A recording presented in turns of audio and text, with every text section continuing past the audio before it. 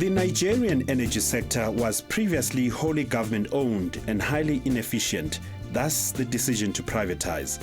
That insight was shared by Belije Madu of Taleveras. He discussed the emerging Nigerian electricity market and how to build sustainable power supply. But we had, in Taleveras, we had a different view to what government were doing. We felt that the use of an intermediary to buy power wasn't going to be very sustainable. So we went for what we called, that I say today, we went for a virtual utility concept. And during the privatization, what we simply tried to do was we tried to take a bit of a distribution company, we tried to take a bit of a transmission company. We looked at areas where we could control the cash ourselves. So we bought a bit of each. And that is one of the good things we tried to do, that if I look back now 3 years down the line, turns out to be a very good strategy that we had, because then sitting around the table, everybody took a view as to the direction we were going to go, you know. But the thing we did, which wasn't very optimal, is that we felt we could go the virtual utility model alone. You know, we felt we could, given the fact that we had done very well in energy trading, we could eventually go it on our own as Taleveras ourselves. And all that you will see in the course of the presentation, how far we had gone and why we believe a change of strategy is needed if you want to be the winning team that will win the market. So essentially what we have today in Nigeria is 17 gigawatts of demand, as we speak, 4 gigawatts of generation capacity, 7 gigawatts of generation capacity, and 4 gigawatts of energy. That gives you a market of roughly, you're talking a market of roughly 11 gigawatts, and it is growing as we speak. Because we noted that between last year and this year, last year what we were seeing on the grid was roughly 12 gigawatts. And what we see today is 17. That means between last year and this year, 5 gigawatts emerged and got on the grid. You know, we discovered a lot of things in this journey of 3 years. We discovered that the first thing we saw was that raising financing was not as easy as we thought it was going to be. We discovered that the power generation business and the electricity business is an international business and you cannot do it locally. Anybody who tries to do it locally will run into a stumbling blocks. And I tell people there is no bank board I have not stood before trying to raise financing for my project. But what do we have at the end of the day? A year later, we have very little. So in retrospect, when we are doing an after-action review sometime at the beginning of the year, we asked ourselves, what could we have done differently? And what we could have done differently was we could have looked for an international consortium willing to partner with us. We understand the fact that a lot of people look at Nigeria and are scared, but we have demonstrated that we understand the terrain, we understand the environment, and we can do business in that environment, and successfully too. But we have come to the realization that we have limitations when you are now doing an international business, where you have to raise your financing internationally, where most of your equipment manufacturers are international equipment manufacturers, and you have to pay in dollars, and you don't pay in naira. So the first thing, what I would give to you as a learning point is that for you to get a sustainable reduction in power deficit, you have to build sustainable firms, as Professor Collier mentioned at the beginning. You have to build a winning team. And it is this winning team that will win the Nigerian power market. If you have, the winning team cannot be international, cannot just be an international team that doesn't understand the environment. It cannot also be a local team that doesn't understand the international environment. It has to be a team made up of players both locally and internationally who understand the international finance, who understand the international equipment manufacturers, and who understand the local market and local environment. Energy was also the subject of the second debate of the day. The panel deliberated on how will Africa reduce its power deficit.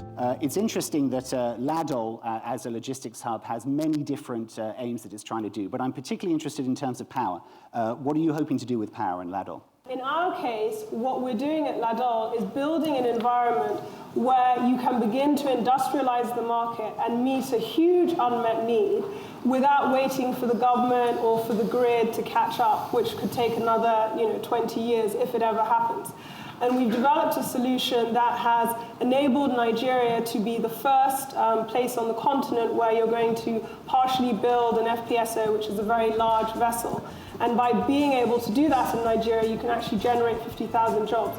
So we're industrializing the country by creating an environment in which we have a captive power solution that focuses on industrialization.